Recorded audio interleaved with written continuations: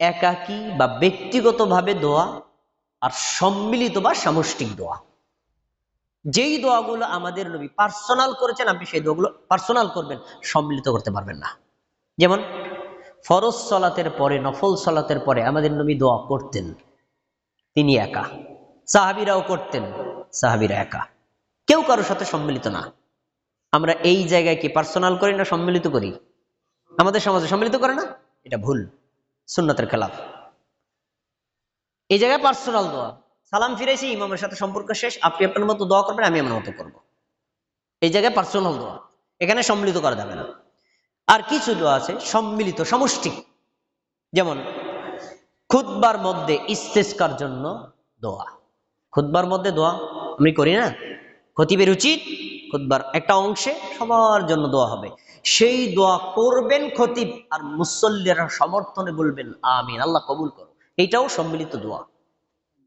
ইমাম যদি কখনো খুতবায় হাত তোলে, মুসল্লিরাও হাত তুলতে পারবে, তার মানে সম্মিলিত জায়েজ। আমাদের নবী কোন এক খুতবায় হাত তুলেছেন, সাহাবীরাও হাত তুলে দোয়া করেছেন খুতবার মধ্যে। তাহলে এটা কি সমষ্টিক হলো নাকি হলো না? হলো। যেই জায়গাতে আমাদের নবী সমষ্টিক দোয়া করেছেন, সেখানে সমষ্টিক দোয়া করাটাই সুন্নাত। তারপরে মাঠে ইস্তেসকালা সালাতের জন্য রাসূল সাল্লাল্লাহু আলাইহি ওয়াসাল্লাম সালাত আদায় করেছেন, তারপর দোয়া করেছেন, নিজে হাত তুলেছেন, সাহাবীরা হাত তুলেছেন। তাহলে ইস্তেসকা, বৃষ্টি প্রার্থনার জন্য সম্মিলিত দোয়া করতে হয়। এটা একা না, সবাই, একা করা যায় কিন্তু সবাই মিলে করাটা সুন্নাহ দ্বারা প্রমাণিত, ওখানে সবাই মিলে করতে হবে। এটা বললাম কি সামষ্টিক দোয়া।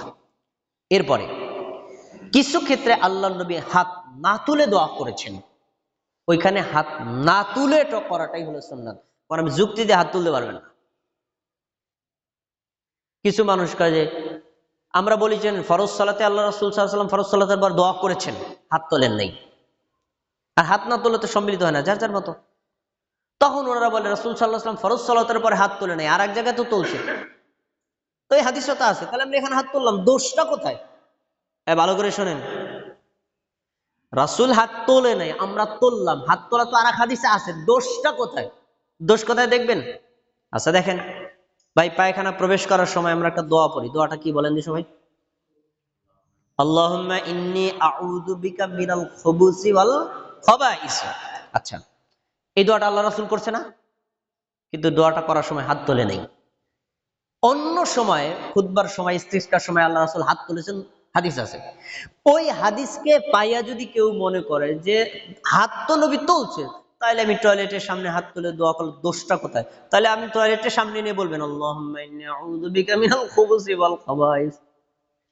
আর ওই সময় যদি কেউ হাত তোলে, আপনারা কি করবেন? তাহলে না হেতে না দান নাম্বার 1 বলবেন না এটা?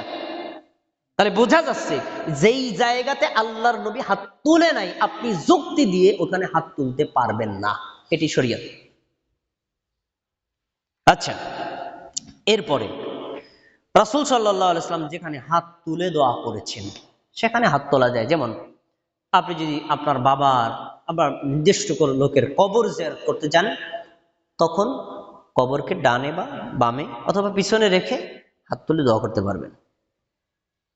রাসূল সাল্লাল্লাহু আলাইহি ওয়াসাল্লাম নিজে হাত তুলে কবরস্থানে গিয়ে দোয়া করেছেন, তার প্রমাণ আছে। অতএব সেখানে হাত তুলে দোয়া করবেন। যেখানে আমরা নবী হাত তুলে দোয়া করেছেন, সেখানে আমরা হাত তুলে দোয়া করব। যেখানে স্বাভাবিকভাবে দোয়া করেছেন, সেখানে স্বাভাবিক দোয়া করব। যেমন আনাস রাদিয়াল্লাহু তাআলা আনহুর মা আনাস রাদিয়াল্লাহু তাআলা উনি, আল্লাহ রাসূল হাযা কয়দিমুকা, আল্লাহ রাসূল ছোট্ট একটা খাদেমান ছিলেন। তখন আল্লাহ রাসূল তার জন্য দোয়া করেছেন, আল্লাহুম্মা আকসির মালাহা ওয়া ওয়ালাদাহা ওয়া বারিক লাহা ফীমা আতাইতাহা। আল্লাহ তুমি তাকে বেশি বেশি সম্পদ দাও, বেশি বেশি সন্তান দাও, এবং সম্পদ এবং সন্তানে বারাকাত দান করো। হাত তোলে নাই। তাহলে এখানে বোঝা যায় সাধারণভাবে দোয়া করা যায়। যেখানে আল্লাহ রাসূল সাধারণভাবে দোয়া করছেন, সেখানে সাধারণভাবে দোয়া করবেন। সবশেষে বলতেছি, যেখানে রাসূল সাল্লাল্লাহু আলাইহি ওয়াসাল্লাম উচ্চস্বরে দোয়া করেছেন, সেখানে উচ্চস্বরে দোয়া করতে হবে। যেখানে রাসূল নিম্নস্বরে দোয়া করেছেন, সেখানে নিম্নস্বরে দোয়া করতে হবে। এক কথায় দোয়া একটি ইবাদত। এই ইবাদতের পদ্ধতি হবে আমাদের নবী মতো, তিনি যেখানে যেভাবে যতটুকু করেছেন, আপনি সেখানে সেভাবে ততটুকু করলেই আপনার দোয়া কবুল হবে। একটু যুক্তি দিয়ে উল্টাইলে দোয়ার পরিবর্তে বেদাতের গুনাহ হবে। আল্লাহ আমাদের সবাইকে সুন্নাত মোতাবেক আল্লাহর কাছে বেশি বেশি দোয়া করার তৌফিক দান।